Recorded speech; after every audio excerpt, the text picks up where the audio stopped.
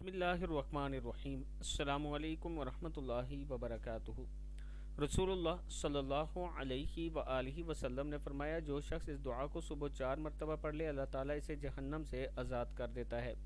دعا ہے بسم اللہ الرحمن الرحیم۔ اللہم انی اصبحت اشہدک و اشہد حملۃ عرشک و ملائکتک و جمیع خلقک انک انت اللہ لا الہ الا انت وحدک لا شریک لک وان محمدا عبدک ورسولک۔